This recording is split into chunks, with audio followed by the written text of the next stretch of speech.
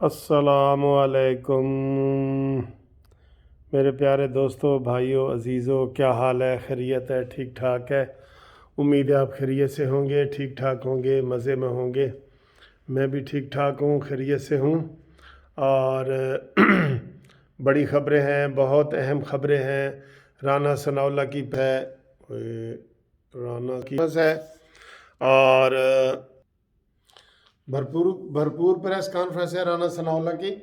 और उन्होंने कह दिया है कि जनाब अली, ये जो अदम एतमाद वाली बातें हैं ना, अदम एतमाद वाली, वो बातें एलानिया नहीं होती कि असी जी अदम एतमाद करन लगे हाँ, शोर मचाओ, ढोल ले आओ।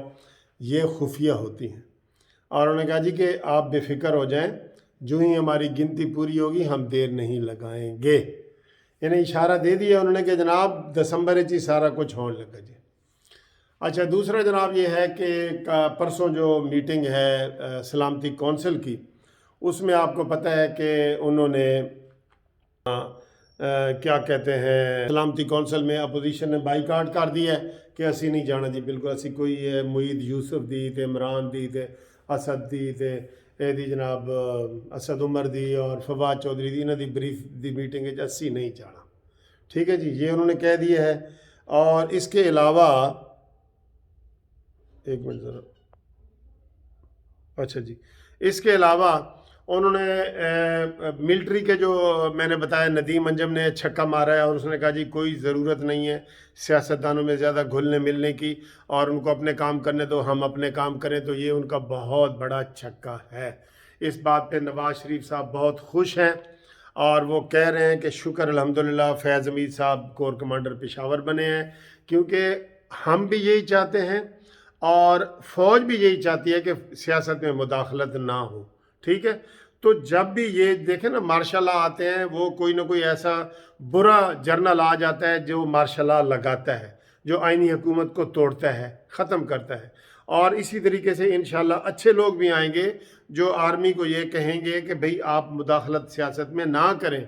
अच्छे लोग भी होंगे, ठीक है ना, सारे परवेज़ मुशर्रफ जैसे नहीं होंगे, अच्छे लोग भी होंगे जिनको याद किया जाएगा। ये बात बड़ी ज़रूरी थी आपसे करनी। फिर जनाब अदम एतमाद वाली मैंने बात कर दी है।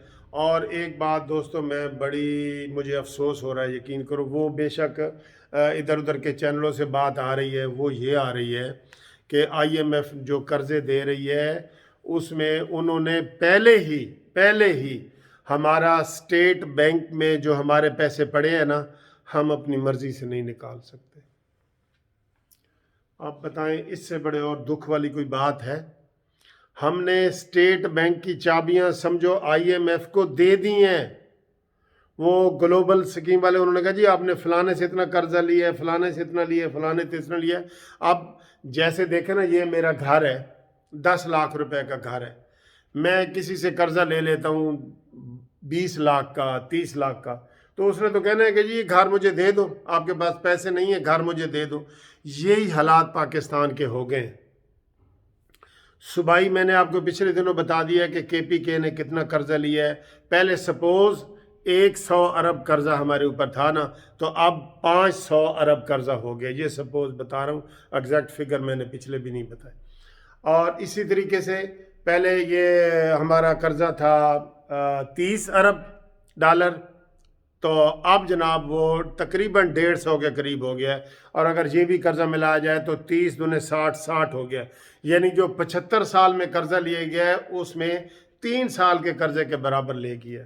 और अब खबरें ये आ रही हैं, मुझे इस चीज़ से यकीन करो मुझे बहुत दुख होता है इधर, कि अब स्टेट बैंक ऑफ पाकिस्तान का नहीं रहा। हम अपनी मर्जी से पैसे नहीं निकाल सकते। जैसे अभी सऊदी अरब ने हमें पैसे दिए, हम उनके पैसे अपनी मर्जी से इस्तेमाल ही नहीं कर सकते।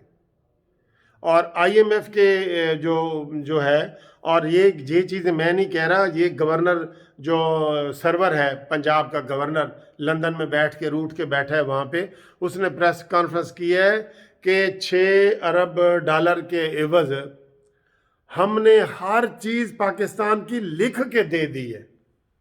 आप बताएं, इससे बड़ा कोई और गवाह चाहिए? कितना बड़ा गवाह है गवर्नर पंजाब। اور اس نے کہا جی کہ ہم نے 600 ارب یا 6 ارب ڈالر کے بدلے میں ہم نے ہر چیز IMF کو لکھ کے دے دی ہے۔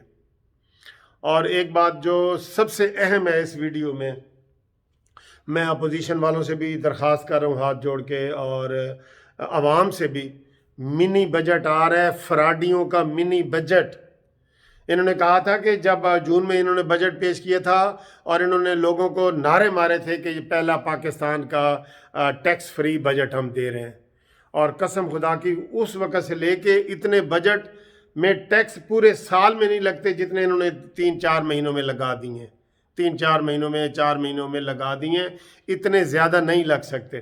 اب منی بجٹ آ رہا ہے IMF کے حکم کے مطابق، اس کا بھرپور طریقے سے احتجاج ہونا چاہیے، اتنا زور سے احتجاج ہو کہ اس کی آواز بنی گالہ کی ایک ایک دیوار کی اینٹ تک پہنچے کہ تم پاکستان کے ساتھ کر کیا رہے ہو، تمہارے ابے کا پاکستان نہیں ہے یہ پاکستان 22 کروڑ عوام کا ہے۔ ہم ایسے پاکستان کو کیا کریں گے جس کی ایک ایک اینٹ بیچ کے یہ چلا جائے نیازی؟ آپ دیکھ نہیں رہے جو طاقتور حلقے ہیں وہ کب ہوش میں آئیں گے؟ بھائی کم از کم پاکستان کے خلاف جب کوئی بات کرے، ہم اس میں سیاست میں مداخلت نہیں کرتے، اس کو آپ سنب کریں، کیونکہ اس کو لانے والے آپ ہیں۔ ساری دنیا یہی کہتی ہے کہ اس کو لانے والے آپ ہیں۔ جب پاکستان کی ایک ایک اینٹ کا سودا ہو رہا ہے اور آپ خاموش بیٹھے رہیں گے تو آپ اتنا ہی مجرم ہیں جتنا بیچنے والا مجرم ہوگا کہ نہیں ہوگا، آپ بتائیں۔ لہٰذا ان چیزوں کا فوری طور پہ تدارک کیا جائے، اور اس میں جو یہ سودے بازی ہو رہی ہے اس کی حقیقت بتائیں۔ اسٹیٹ بینک کی چابیاں اب ہمارے پاس نہیں ہیں جی، اس کی حقیقت بتائی جائے۔ اور یہ جو شوکت ترین ہے جس کو انہوں نے ابھی سینٹ کا ٹکٹ دیا ہے، اسی نے 4 مہینے پہلے جب یہ بجٹ نہیں بنا تھا وزیر، کہا تھا کہ پاکستان کو عمران خان نے ڈبو دیا ہے معاشی طور پہ۔ اب کہتا ہے جی سطحی خیرن ہے، اب اپنی جھوٹی وہ اب ان کی کسی چیز کے اوپر اعتبار نہیں ہے۔ گروتھ ریٹ اتنا بڑھا دیا جی، 5 سے اوپر ہو گیا ہے، یہ ہو گیا وہ ہو گیا۔ ہمارے سامنے ہے ڈالر، ہمارے سامنے ہے، جو ہمارے سامنے ہے ان چیزوں کو دیکھو۔ یہ کہتے ہیں نا معیشت بڑی اچھی ہو گئی ہے، کدھر ہوئی ہے؟ کسی کی زندگی میں فرق پڑا ہے؟ تحریک انصاف والوں آپ بتاؤ تمہاری کیا چیز سستی ہوئی ہے؟ تمہاری زندگی میں کیا پازیٹیو اثر پڑا ہے کہ جناب ہماری گروتھ ریٹ اوپر چلی گئی ہے؟ کوئی ایک تو بتا دو، کوئی چڑیا، کبوتر، بٹیرا، مرغی، کوئی چیز سستی ہوئی ہے تو بتا دو، ہم پھر آپ کے اوپر تنقید نہیں کریں گے۔ جب عملی طور پہ آپ چیزیں، ابھی آپ نے پراپرٹیوں کی قیمتیں بڑھائی ہیں تاکہ ٹیکس زیادہ سے زیادہ اکٹھا ہو، باہر والے بیچارے رو رہے ہیں، وہ پہلے 1 لاکھ بھیجتے تھے، اب 2 لاکھ میں بھی گزارا نہیں ہوتا، یہ کہتے ہیں واہ جی واہ ہماری معیشت بڑی ہو رہی ہے، ریمیٹنس بڑے آ رہے ہیں۔ اور اصل بات یہ ہے کہ وہ رو رہے ہیں کہ جی ادھر مہنگائی اتنی ہو گئی ہے کہ جو چیز پہلے 10 روپے کی تھی اب وہ 30 روپے کی ہو گئی ہے، ہمیں 2 گنا زیادہ پیسے بھیجنے پڑ رہے ہیں، اور ان کو یہ کوئی ہوش کے ناخن نہیں لے رہے۔ اس عمران خان کو سمجھاؤ، یہ پاکستان کا بیڑا غرق اس نے کر دیا ہے، مزید نہ کرنے دو، اور اس کے خلاف جو عدم اعتماد لانے والے ہیں وہ بھی دیر نہ کرے۔ اور جو منی بجٹ آ رہا ہے نا، منی بجٹ، اس کے اوپر تو میں کہتا ہوں عوام سڑکوں پہ نکلیں، لازمی نکلے احتجاج کے لیے۔ اس سے مہنگائی اتنی زیادہ ہو جائے گی، ابھی پوری دنیا میں پیٹرول 15-20 روپے سستا ہوا ہے، روپے کے حساب سے بتا رہا ہوں، اور انہوں نے الٹا 4 روپے لیوی کا ٹیکس لگا کے مہنگا کر دیا۔ عالمی منڈی کی یہ باتیں کرتے تھے، یہ کوئی مخلص نہیں ہے، نہ ان کا دماغ ہے نہ کچھ ہے۔ آپ دیکھ تو رہے ہیں اس نے فواد چودھری نے کیا کہا ہے کہ عمران خان جی کابینہ کے اجلاس سے اٹھ کے باہر گیا ہے، اس نے تو ڈرامہ کیا کہ نماز پڑھنے گیا، پتہ نہیں کس کام کے لیے گیا ہے، سگریٹ بھی نہیں گیا ہوگا۔ تو پیچھے سے انہوں نے کہا جی کہ ہم جی الیکشن کمیشن کو فنڈ نہیں دیں گے اور یہ وہ، اور وہ اس نے فواد چودھری نے یہ کہا ہے، اور جو وہ ہے کیا نام ہے نکے دابا جس کو میں کہتا ہوں، احمد فراز کا جو بیٹا ہے شبلی فراز، اس نے کہا نہیں جی نہیں، عمران خان تو اس وقت کابینہ کے اجلاس میں ہی نہیں تھا جب یہ بات ہوئی تھی۔ یہ حالات ہیں ان کے، یہ حالات ہے۔ اس سے اندازہ لگا لو، دیگ جو ہوتی ہے نا، دیگ پوری کھا کے نہیں چکھتے، دیگ کے اتنے سے چاول جب آپ کھاتے ہیں نا تو پتہ لگ جاتا ہے کہ یہ نمکین ہے، یہ میٹھی ہے، یہ پلاؤ ہے، یہ بریانی ہے، کیا ہے، اتنے سے چاول کھانے سے پتہ چل جاتا ہے۔ پوری دیگ کے کھانے کا انتظار مت کرو۔ بہت افسوس والی باتیں ہیں. تھینک یو جی. ادھر تکلیف ہوتی ہے قسم خدا کی.